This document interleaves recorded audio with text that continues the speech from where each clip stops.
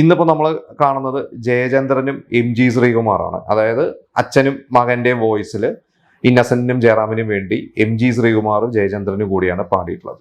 അപ്പൊ ഇവരെല്ലാ കാര്യങ്ങളൊക്കെ അങ്ങനെ പ്ലാൻ ചെയ്തു, അങ്ങനെ ഫിക്സ് ചെയ്തിട്ട് ഇവരെ രണ്ടുപേരെ കൊണ്ട് തന്നെ പാടിക്കാം എന്ന് പറഞ്ഞ് സത്യനന്ദിക്കാട് അന്ന് അവിടെ സ്റ്റുഡിയോയിൽ ഇല്ലായിരുന്നു.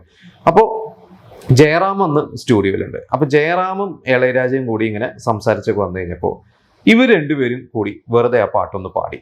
അപ്പൊ പാടി കഴിഞ്ഞപ്പോൾ അടിപൊളിയായിട്ട് പാടിയിട്ടുണ്ട് ജയറാം. അപ്പൊ ഇളയരാജയ്ക്ക് ഭയങ്കര സന്തോഷമായി.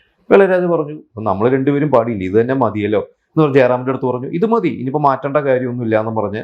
അപ്പൊ ജയറാമിന് സന്തോഷമായി. അപ്പൊ അങ്ങനെ ഞാൻ എൻ്റെ ഗാനരംഗം ഞാൻ തന്നെ പാടുന്നു എന്നൊക്കെ പറഞ്ഞ് ജയറാമിന് വളരെ സന്തോഷമായിട്ട് ജയറാം അവിടുന്ന് സത്യനന്ദിക്കാടിന്റെ കയ്യൊക്കെ കൊടുത്ത് രണ്ടുപേരും കെട്ടിപ്പിടിച്ച് അവിടുന്ന് പിരിഞ്ഞു. ചെണ്ടയ്ക്കൊരു കോലുണ്ടട മണ്ടയ്ക്കൊരു കൊട്ടുണ്ടട ചൊല്ലിപ്പടി തല്ലിപ്പടി താളം. ഇത് കഴിഞ്ഞ് ജയറാം പോയി. അത് കേട്ടാണ് സത്യനന്ദിക്കാടിന്റെ എൻട്രി. സത്യനന്ദിക്കാട് തിരിച്ചു വന്ന് ഇപ്പോൾ ഇളയരാജയ്ക്ക് സംഭവിച്ച കാര്യങ്ങളൊക്കെ പറഞ്ഞു, പാട്ട് കേൾപ്പിച്ചു.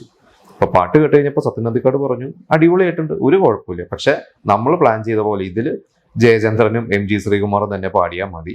ജയറാമൊക്കെ നല്ല ഗായകനൊക്കെ തന്നെ, പക്ഷെ അത് വേണ്ടാന്ന് പറഞ്ഞ് സത്യനന്ദിക്കാടിന്റെ പിടിഭാഷയിൽ ഇളയരാജ വീണ്ടും ആ പാട്ട് ഒന്നും കൂടി റെക്കോർഡ് ചെയ്തു. ഈ ജയചന്ദ്രനെയും MG ശ്രീകുമാറിനെയൊക്കെ വെച്ച് റെക്കോർഡ് ചെയ്യിപ്പിച്ചു.